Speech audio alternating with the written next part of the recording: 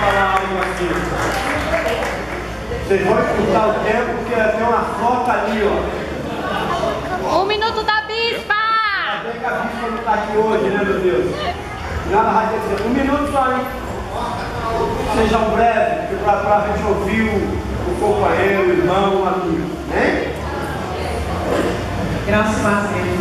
Amém. Eu quero agradecer a Deus, né, por tudo, pelas oportunidades que Ele me deu de eu ter chegado até ali.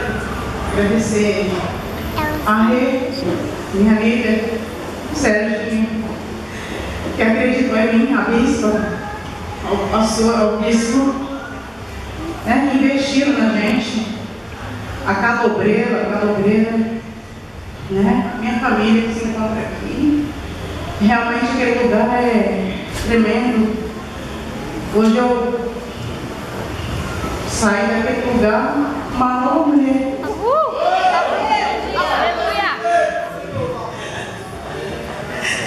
Eu tenho 6 filhos, meus filhos se encontram aqui. Eu achava que era mãe, mas eu nunca fui mãe dos meus filhos. Eu não sabia que era da Caim, meus filhos.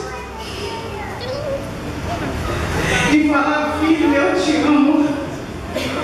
Igual eu posso falar essa noite para cada um de vocês. A mãe te ama muito.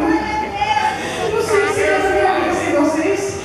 Sabe que é uma pessoa muito de expressar o seu sentimento, igreja. Era eu que sentia a dor da verdade, de querer mandar, de não ser submissa ao meu marido, né?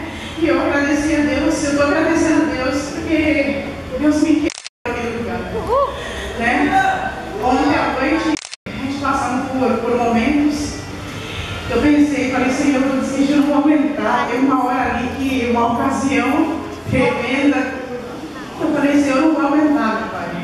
Mas Deus me deu graça, força, poder. E hoje eu pude, ontem à noite, hoje eu pude sentir a glória de Deus naquele lugar. E ainda no almoço, hoje eu falei, só tem uma coisa que precisa sair dentro do meu coração: a timidez.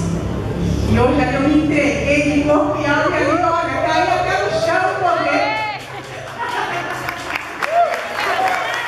Então, agradeço a Deus. Realmente, foi tremendo mesmo. Eu só tenho só que agradecer a Deus, agradeço a minha mãe, a minha irmã, a tia Mandira que se encontra aqui, a todos vocês. Agradeço a Deus por Deus ter me colocado nesse ministério acolhedor. Eu quero dizer que eu amo a cada um de vocês.